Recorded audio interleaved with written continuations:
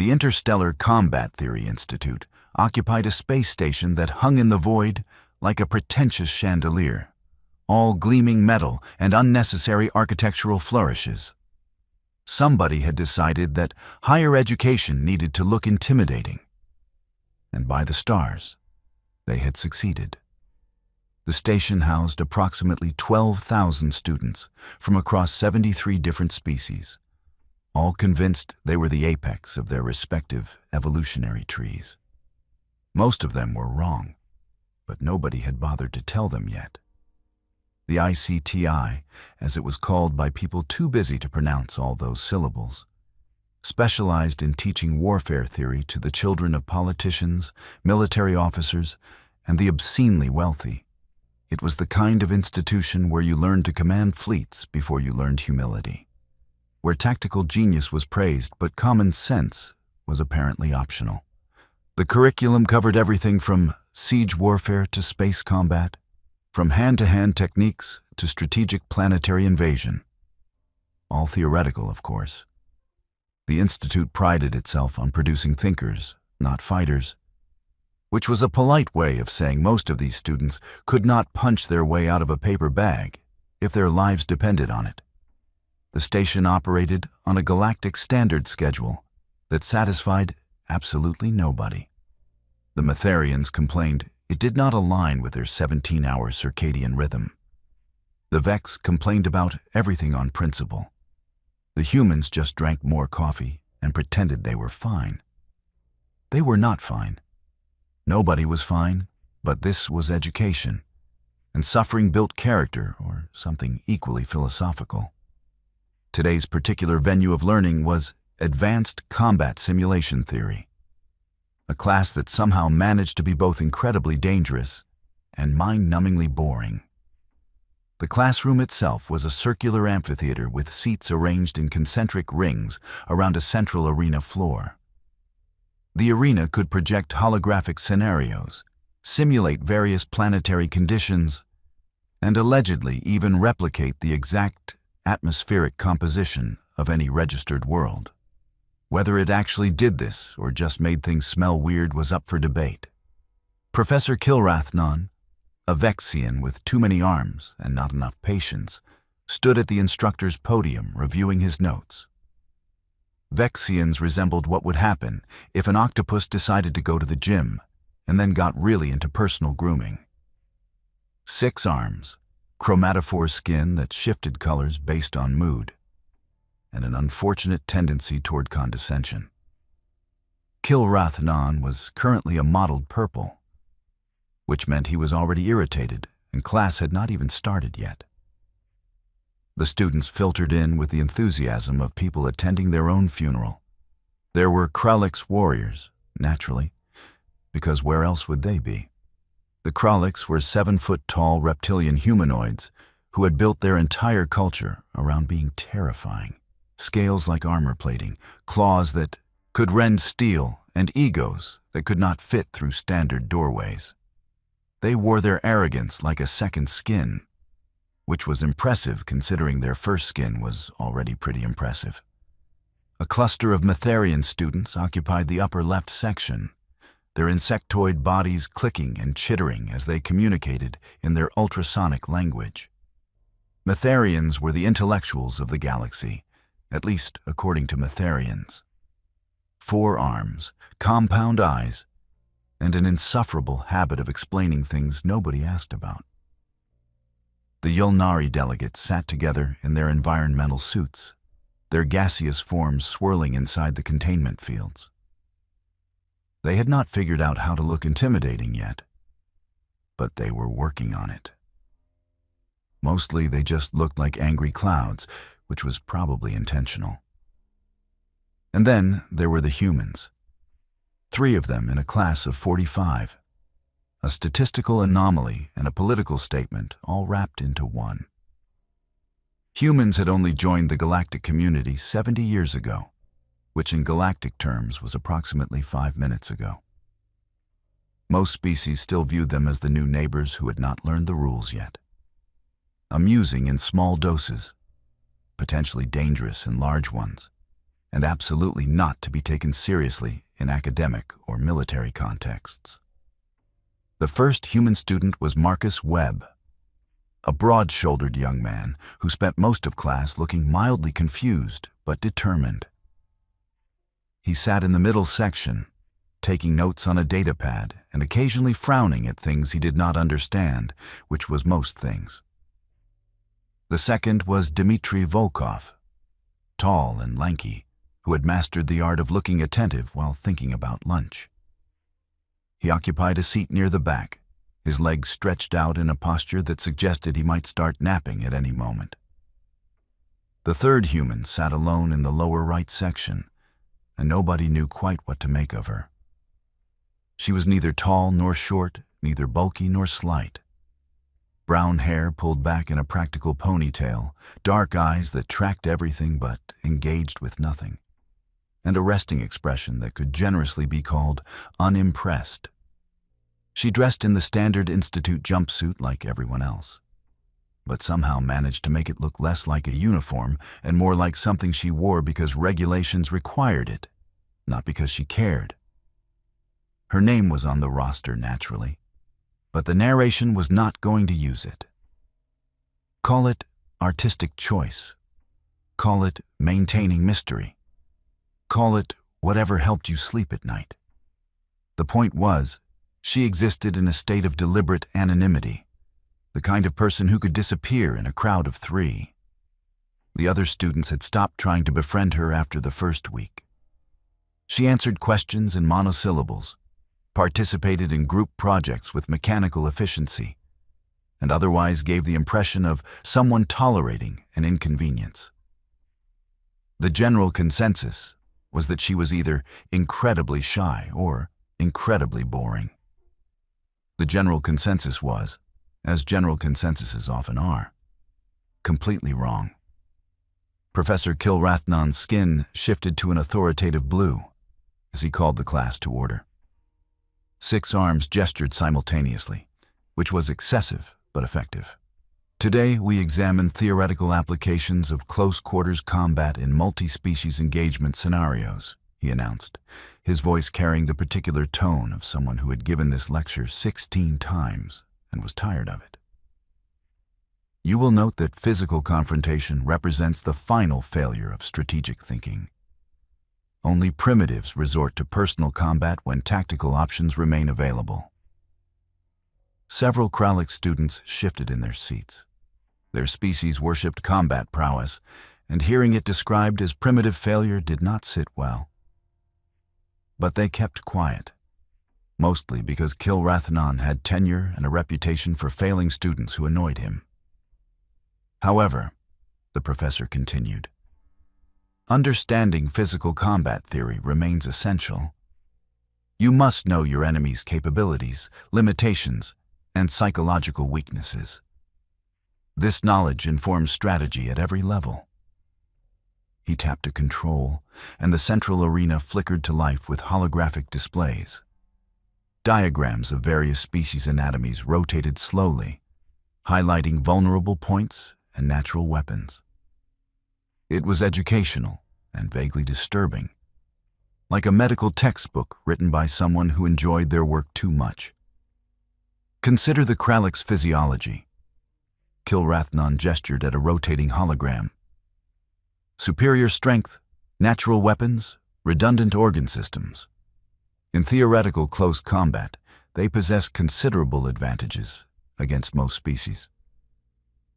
Vexthor straightened in his seat, his scales catching the light. Here was a Kralix who had taken the species' reputation and internalized it to an unhealthy degree. He was massive, even by Kralik standards, with scarlet scales that marked him as high-caste military lineage. His family had produced generals for 7 generations. He wore this heritage like armor, and he made sure everyone knew it. However, the professor continued, apparently unaware he was inflating egos, advantages create complacency. The theoretically superior fighter often underestimates opponents, leading to tactical errors and strategic defeat. Vexithor snorted, a sound like steam escaping a pressure valve. Several students glanced his way. He had a pattern of making his opinions known, whether anyone requested them or not. Consider the human physiology. Kilrathnon pulled up a new hologram, and suddenly the human students became very interested in their datapads. The rotating diagram highlighted a bipedal form that looked embarrassingly fragile compared to the previous displays. Minimal natural weapons, average strength relative to body mass. No armor plating, no redundant systems, no environmental adaptations worth noting. By conventional metrics, humans rank in the lower quartile for combat capability. Marcus Webb's jaw tightened. Dmitri examined his fingernails with sudden intensity. The unnamed female student's expression did not change at all, which was somehow more unnerving than anger would have been.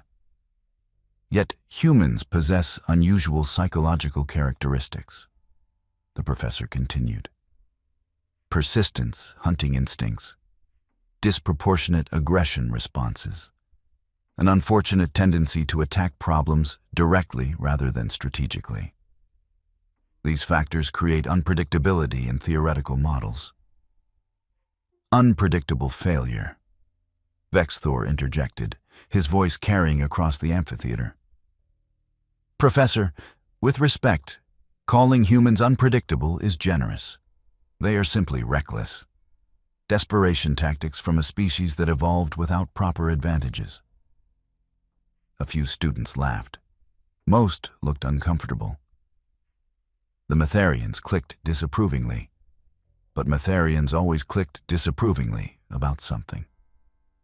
Kilrathnon's skin flickered orange, the Vexian equivalent of raising an eyebrow. You have combat experience to support this assessment, Vexithor? Theoretical analysis, Professor. Humans have been in the galactic community for 70 years. Their military record consists of border skirmishes and peacekeeping operations. No major engagements, no significant victories. They are security guards, not warriors. Marcus looked like he wanted to say something, but could not figure out what. Dmitri had stopped pretending to pay attention and was now genuinely paying attention, waiting to see how this developed. The female human continued taking notes as if nobody had spoken. An interesting perspective, Kilrathnon said neutrally. Does anyone wish to challenge this assessment? Silence. The kind of heavy silence that meant everyone was thinking the same thing, but nobody wanted to say it. Challenging Vexithor academically meant making an enemy socially. He had connections, influence, and the kind of vindictive streak that made people's academic careers mysteriously difficult. Then we will proceed with the simulation exercise, the professor continued. I need 2 volunteers for a theoretical close-quarters engagement demonstration. Vexithor stood immediately. Of course he did. Subtlety was not a Krallick's virtue. I volunteer, Professor. Very well. I need an opponent for the scenario. Nobody moved. The smart play was staying seated and invisible. Getting in the arena with Vexithor meant humiliation at best, injury at worst. The simulation systems had safety protocols, but accidents happened, frequently around Vexithor. Strange how that worked. Come now, Kilrathnon gestured impatiently. This is a learning environment. Someone volunteer before I start drafting people. More silence. Students suddenly found the ceiling fascinating. Vexithor's laugh echoed through the amphitheater, harsh and mocking. Perhaps the humans would volunteer. Show us these unpredictable tactics the professor mentioned. Marcus went rigid. Dmitri stopped breathing. Every eye in the room turned toward the 3 human students. After all, Vexithor continued, warming to his theme like a bully who had found an audience. Humans are supposed to be these great survivors, yes? These clever little persistence hunters? Surely one of you could provide adequate demonstration. He was not looking at Marcus or Dmitri. His yellow eyes fixed on the female student in the lower right section, the one who had not reacted to anything he said. That lack of reaction annoyed him. Vex Thor was accustomed to inspiring fear or respect, preferably both. Indifference was insulting. You. He pointed directly at her. The quiet one. You have been in this class for 3 months and said perhaps 20 words total. Let us see if humans fight better than they speak.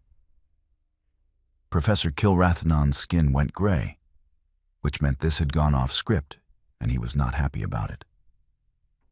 Vex Thor. Volunteer selection is not... I volunteer, the human said. Her voice was quiet, calm, and completely devoid of emotion. She closed her datapad, stood, and began walking toward the arena floor. Every movement was economical, purposeful, like she had done this 1,000 times and found it mildly tedious. The amphitheater erupted in murmurs. The Metharians clicked frantically, their version of shocked gossip. A few Kralik students laughed outright. The Yulnari swirled in their containment suits, which probably meant something in their gaseous body language, but looked like fancy lava lamps. Marcus half rose from his seat. Don't. She waved him off without looking back. Descending the steps to the arena floor, Vex Thor watched her approach with the expression of someone who had won an argument before it started. He rolled his massive shoulders, scales scraping against each other with a sound like swords being sharpened. Professor, Vex Thor called up to the podium. Standard combat simulation protocols? Kilrathnon looked like he was reconsidering his career choices. Yes. Standard protocols. Safety limiters engaged. First, incapacitation or submission ends the match. He focused on the human. Student, you understand you may withdraw at any time? I understand, she replied, stepping onto the arena floor. The simulation field hummed to life, creating a transparent barrier around the combat zone. Environmental controls adjusted, gravity normalized, and holographic markers appeared defining the engagement area. Approximately 30 feet in diameter. Nowhere to run, even if she wanted to, which she clearly did not. Vex Thor cracked his knuckles, each pop loud enough to echo. I will try not to hurt you too badly, human. Consider this educational.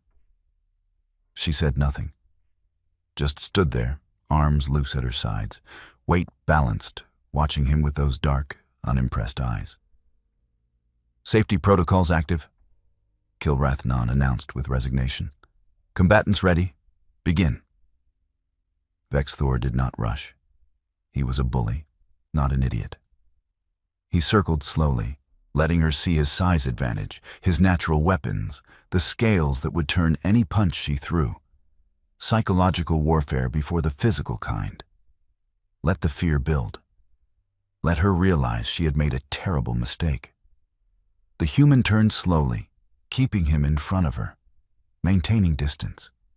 Her hands stayed loose. No fighting stance, no preparation, just tracking his movement like a camera recording data. You know, Vex Thor said conversationally, my clutch brother fought humans once. Border dispute 7 years ago. He said they scream entertainingly. No response. She just kept watching, waiting. He said they break easily too. Fragile bones, soft flesh, like crushing fruit. Still nothing. The lack of reaction was starting to genuinely irritate him. Vex Thor liked fear. He fed on it, used it, weaponized it. This emotionless observation was wrong. Prey was supposed to look scared. He attacked. For something his size, Vex Thor moved with shocking speed. Combat training and natural ability combining into a forward rush that had ended dozens of sparring matches. His clawed hand swept in a wide arc, not trying to injure through the safety field, but to overwhelm, to grab, to establish dominance. The human was not there. She had shifted left, minimal movement, just enough to make his grab miss by inches. Vex Thor's momentum carried him forward 2 steps before he could arrest his movement and turn. She had not moved from her new position, still watching, still waiting. The amphitheater had gone dead silent. Vex Thor's scales flushed darker red, a biological response to anger and adrenaline. Lucky dodge, human. He feinted high and swept low, a combination that worked on overconfident opponents who thought they could read his attacks. The human stepped back precisely far enough that his leg sweep missed by millimeters, then advanced into the space his recovery created. For the first time, she struck. Not a wild swing or desperate attack. A precise jab to his solar plexus, exactly where the scales provided less protection, exactly where Krellick's anatomy placed a nerve cluster. The safety field absorbed the impact, but the intent was crystal clear. Vex Thor actually stumbled backward, more from surprise than force. She had hit him. This small, weak, ridiculous human had actually landed a strike. The students were on their feet now, pressing against the amphitheater railings. Marcus was shouting something. Professor Kilrathnon had abandoned his podium to get a better view, his skin cycling through colors so fast he looked like a disco ball. "Interesting," the human said quietly, her first word since entering the arena. Vex Thor roared, and this time there was no strategy, no technique, just fury. He came at her with everything, claws and strength and size, a combination assault that should have ended any normal opponent in seconds. Should have. The human moved like water, like smoke, like something that existed in the spaces between attacks. She ducked under a claw swipe, pivoted around a grab attempt, stepped inside his guard, and delivered 3 quick strikes to his ribs. The safety field turned each hit into pressure rather than damage, but everyone watching could see the precision. She was not hitting randomly. She was targeting specific points with surgical accuracy. Vex Thor spun, trying to use his tail as a weapon. The human vaulted over it, landed, and immediately attacked his knee joint with a low kick that made him buckle. Not fall, the safety protocols prevented actual joint destruction, but buckle. His balance disrupted, his legendary Krellick stability compromised. "How?" he started to say, but she was already moving. What followed was not a fight. It was a systematic demonstration of the difference between brawling and actual combat expertise.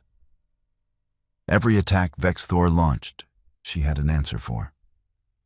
Every technique he employed, she countered with something more efficient. She was not faster, not stronger, not more durable. She was simply better. She used his strength against him, redirecting momentum rather than opposing it. She exploited gaps in his defense that he did not know existed. When he tried to grab her, she turned the attempt into a throw that sent him stumbling. When he tried to strike, she was already somewhere else, and something important hurt. The Krellick's warrior, the proud descendant of 7 generations of generals, was being taken apart by someone a third his size. And the worst part, the truly humiliating part that would haunt him for years, was that she was not even breathing hard. Vex Thor crashed to his knees after a combination he did not see coming and could not have stopped if he had.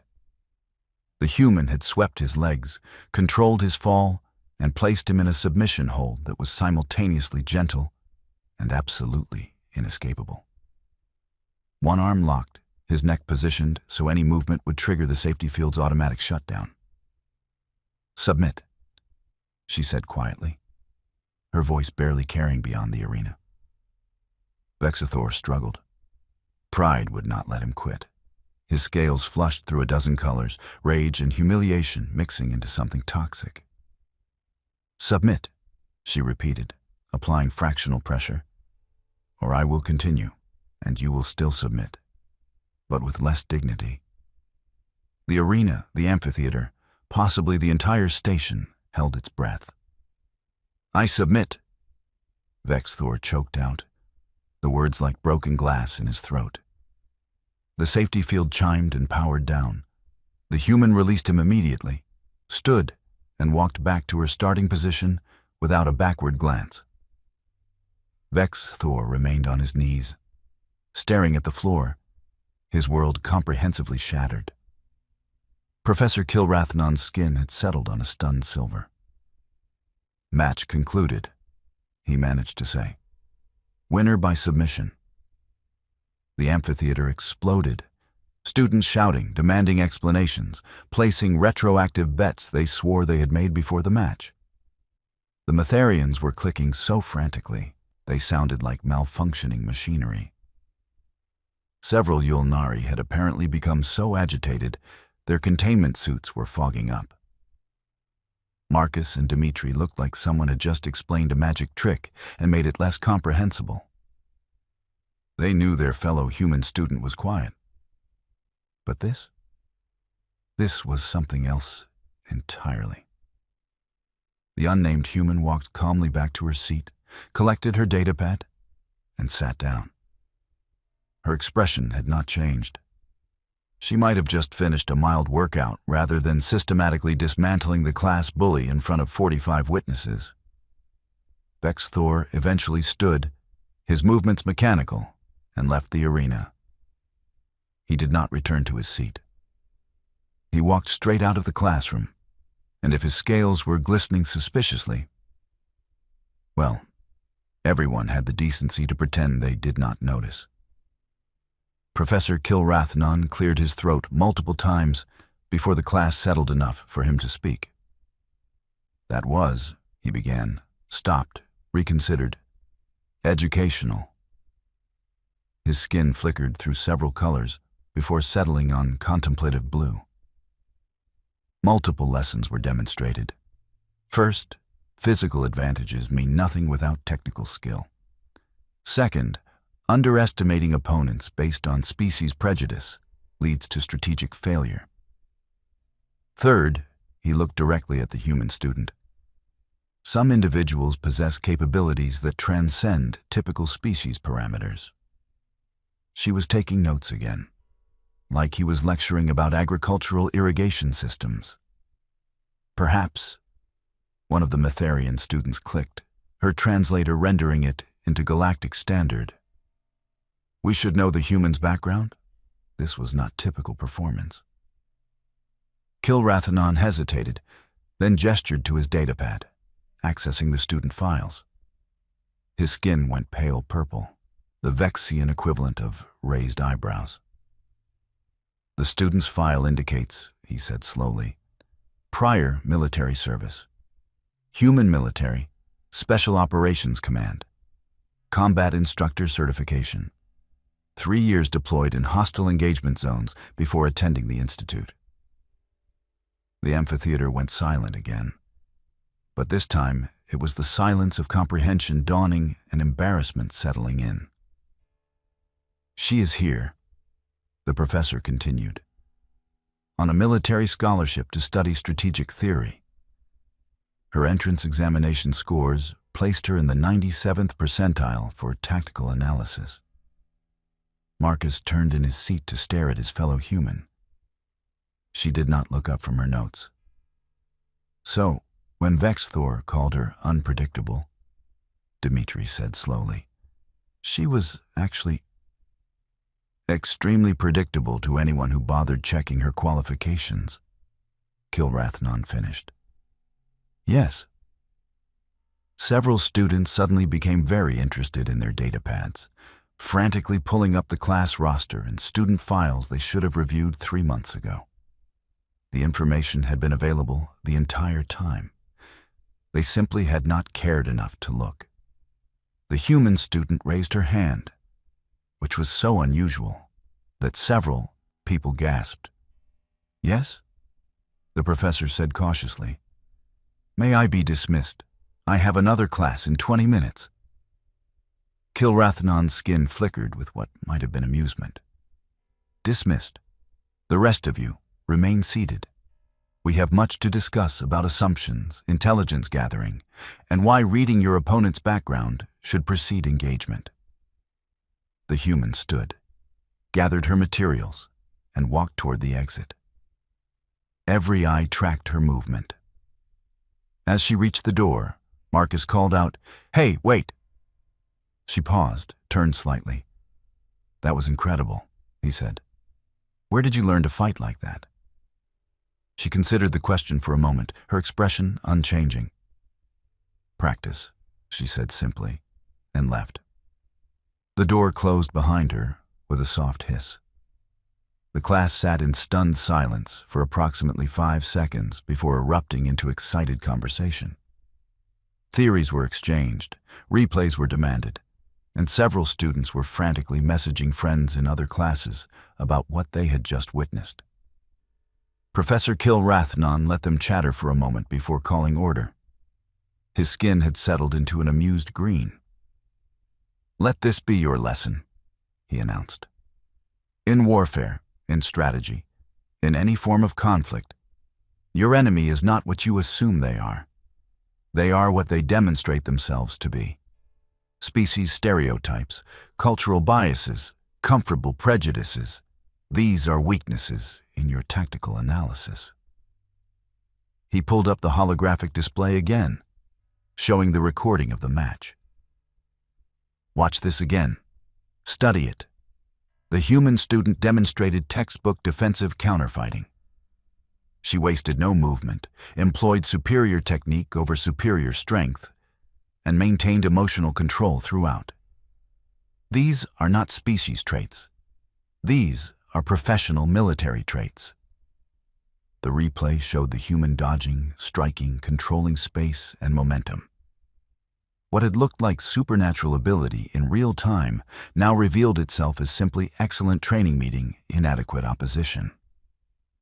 "Vexthor made 3 critical errors," Kilrathanon continued. "First, he assumed species characteristics defined individual capability.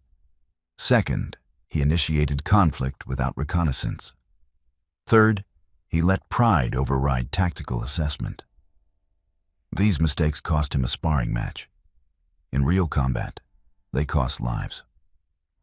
A Kralik student in the back, one of Vexthor's usual companions, raised a claw tentatively. "Professor, was the human holding back?" Kilrathanon's skin went dark blue, serious and contemplative. "Yes," he said simply. Safety protocols limited her options significantly. "In unrestricted combat." He paused. "I suspect the match would have concluded much faster and far less pleasantly for Vexthor." That statement settled over the class like cold water. The demonstration they had witnessed, impressive as it was, had been the restrained version. The human had been pulling her punches, literally and figuratively, and had still dominated, completely. "Humans," one of the Metherians clicked thoughtfully, "may require recategorization in combat capability assessments." "One human," Kilrathanon corrected, "demonstrated superior capability. Do not make the opposite error of assuming all humans possess such training." That said, he gestured to where Marcus and Dmitri sat. "I recommend actually speaking with your human classmates. You might learn something useful." The 2 human students suddenly found themselves the center of attention, which neither seemed particularly comfortable with. Marcus managed an awkward wave. Dmitri gave a thumbs up, which translated poorly across species, but seemed friendly enough. Class continued, though nobody was really paying attention. The theoretical lecture on forced multiplication and tactical advantage kept getting derailed by students asking questions about human combat doctrine, military training, and whether humans really ate food that could kill them for entertainment. Marcus confirmed the last one, which somehow impressed people more than the combat demonstration. By the time class ended, A fundamental shift had occurred. The human students were no longer curiosities or statistical anomalies. They were unknowns, which in military theory was far more dangerous. Unknown variables had to be accounted for, studied, understood. As students filed out, several approached Marcus and Dmitri with questions, invitations to study groups, offers of camaraderie. The two humans handled it with good nature, though both kept glancing at the door their silent compatriot had exited through. In the hallway outside, Vex Thor leaned against the wall, his scales still flushed with humiliation. He had not left entirely, just retreated far enough to avoid immediate contact. Pride was a complicated thing. It made you do stupid things, and then prevented you from escaping the consequences. The human student walked past without acknowledging him, heading toward her next class with the same economical stride. "Wait," Vex Thor managed, the words scraping out. She stopped, turned, waited. "You could have hurt me," he said slowly, working through the realization. "The safety protocols prevented it, but you knew points of attack that would have caused permanent damage." "Yes," she agreed simply. "You chose not to." The objective was to end the conflict, not create an injury requiring medical intervention. Mission accomplished. She spoke like she was filing a report, clinical and detached. Vex Thor realized he had not actually angered her. He had not frightened her, impressed her, or provoked any emotional response whatsoever. He had been an obstacle, and she had removed the obstacle, and that was the entirety of her investment in the situation. Somehow, that was worse than if she had hated him. "I underestimated you," Vex Thor said, which was the closest thing to an apology his pride would allow. "Most people do," she replied. "It provides tactical advantage." "Is that why you stay quiet? To be underestimated?" She considered the question. "No," she said finally. "I stay quiet because I have nothing to say to most people here. You are students playing at war. I have seen war. The conversations do not intersect." With that, she turned and continued down the hallway, leaving Vex Thor with the uncomfortable realization that she had not just beaten him physically. She had dismissed him as irrelevant, which was somehow the greater defeat. News of the incident spread through the institute faster than recycled air through ventilation systems. By evening, everyone knew about the human who had demolished a Kralix warrior without apparent effort. By the next morning, several versions of the story were circulating, each more elaborate than the last. In one version, she had broken 17 bones.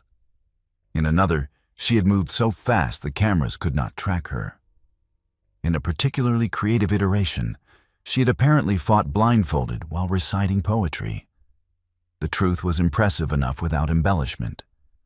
But truth rarely satisfied the rumor mill. The human student noticed the attention the way someone notices weather, aware of it, unconcerned by it, moving through it without adjustment. She attended classes, completed assignments, and maintained her pattern of functional silence. But things had changed in subtle ways. Students no longer dismissed human opinions in group discussions. Professors called on Marcus and Dmitri more often, actually listening to their perspectives. The cafeteria seating arrangements shifted, with more species mixing rather than segregating by comfort zones. One incident, one match, one demonstration that you should not judge capability by appearance or species had rippled outward in ways both predictable and strange. 3 weeks later, advanced combat simulation theory met again. Vex Thor attended, though he sat in a different section now, away from his usual companions. His scales had returned to normal color, but something in his posture had changed. Less arrogance, more caution, pride tempered by painful education. Professor Kilrathnon began class with a new topic: asymmetric warfare and unconventional tactics. His skin was an enthusiastic yellow as he pulled up case studies from various conflicts. Today, we examine situations where conventionally inferior forces achieved victory through superior strategy and technique, he announced. We will analyze 17 engagements spanning 4 centuries and 32 species conflicts. One of the case studies involved human military actions during their integration period. Border conflicts with species that had assumed humanity would be easily intimidated or controlled. The outcomes had surprised several civilizations quite badly. Note the pattern. Kilrathnon highlighted sections of the analysis. Human forces consistently employed tactics their opponents considered irrational or impossible. Persistence attacks that should have been abandoned. Defensive positions held beyond logical breaking points. Counter-offensives launched from positions of disadvantage. Marcus listened with growing recognition. These were not alien concepts to him. These were stories his grandfather told, his aunt mentioned, his culture celebrated. Humans had a word for it: stubbornness. The galaxy apparently called it tactical unpredictability. The common factor, the professor continued, is that human military doctrine does not prioritize individual survival the way most species doctrines do. They emphasize mission completion and unit cohesion, even at significant personal cost. This creates decision-making patterns that conventional tactical analysis struggles to predict. The unnamed human student raised her hand again, which was still unusual enough that the class fell silent. Yes? Kilrathnon acknowledged her. Professor, with respect, that analysis is incomplete. Several students inhaled sharply. Contradicting professors was not standard protocol. Kilrathnon's skin flickered through several colors before settling on curious purple. Explain, he said. She stood, which was apparently what she did when making formal statements. Human military doctrine prioritizes adaptability over doctrine. The tactics you mentioned worked not because humans are suicidal or irrational, but because human forces were trained to assess situations independently and act accordingly. If persistence works, persist. If retreat preserves force strength for later engagement, retreat. The unpredictability comes from decentralized decision-making, not cultural death wishes. The class absorbed this. It made uncomfortable sense. Unpredictability was not chaos. It was flexibility that looked like chaos to rigid tactical systems. Furthermore, she continued, describing human tactics as unconventional only makes sense from a non-human perspective. To humans, they are conventional. Every species fights according to their evolutionary advantages. You consider Krallick's strength conventional because Krallicks are strong. You consider Metherian coordination conventional because Metherians coordinate naturally. Human adaptability is our conventional tactic. Kilrathnon's skin had gone through an entire spectrum and settled on impressed gold. An excellent clarification, he said. This exemplifies why assuming your logic is universal logic creates strategic blindness. The human sat back down. Vexthor was looking at her with an expression that might have been respect, or might have been deeper understanding of how badly he had miscalculated that day in the arena. Class continued with renewed energy. Students asked questions, debated interpretations, and generally engaged with the material in ways they had not before. One incident had cracked something open, made the theoretical suddenly practical and immediate. At the end of class, as students filed out, Professor Kilrathnon called out to the human student. She approached the podium, waiting. I wanted to ask, he said carefully, why you volunteered that day. You knew it would draw attention. You clearly prefer avoiding attention. She considered the question with her usual thorough approach. Vexthor needed to learn that lesson, she said finally. Better to learn it in a safe environment than in actual combat where the cost would be measured in lives rather than pride. You were trying to help him? I was trying to help everyone in that classroom, Professor. Arrogance kills. Not immediately, not obviously, but eventually. If my demonstration prevented even one person from making a fatal assumption in real combat someday, then the attention was worth enduring. Kilrathnon studied her for a long moment. You know, he said, I have been teaching for 37 years. I thought I understood humans reasonably well. Your species is making me reconsider many assumptions. Good, she said simply. Assumptions are dangerous. She turned to leave, but the professor stopped her. One more question. Why are you here?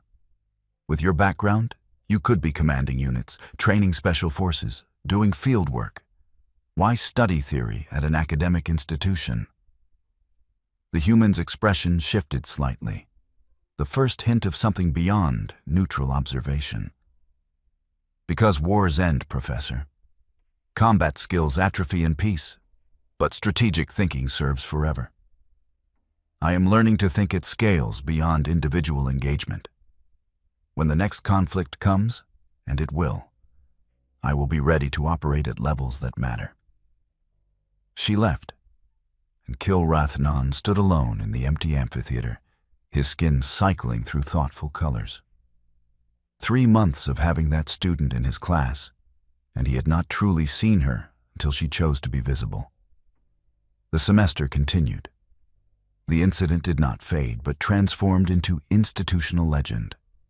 Future classes heard about it. Professors referenced it. Security footage somehow leaked and spread across student networks despite being officially restricted. The human student remained unchanged by the attention, though the attention itself evolved. No longer dismissive, no longer underestimating, but wary. A dangerous thing had been identified and categorized. The students were learning their lessons, just perhaps not the exact lessons the curriculum intended. On the final day of the semester, advanced combat simulation theory concluded with practical examinations. Each student faced scenarios designed to test their theoretical knowledge under pressure. Most performed adequately. Some excelled. A few panicked and failed spectacularly. When the unnamed human student's turn came, Kilrathnon presented her with a scenario specifically designed to be unsolvable. Overwhelming enemy forces, inadequate resources, impossible terrain, and a mission objective that required holding position until reinforcements arrived in 48 hours. She studied the scenario parameters for 30 seconds of silence. This scenario cannot be won, she said finally. Correct, Kilrathnon agreed. But it can be survived. How do you proceed? I do not, she replied. I am one soldier with inadequate resources facing overwhelming force. I cannot hold this position for 48 hours. Therefore, I abandon the mission objective. Several students gasped. Abandoning mission objectives was automatic failure in most military contexts. You would retreat? The professor asked. No.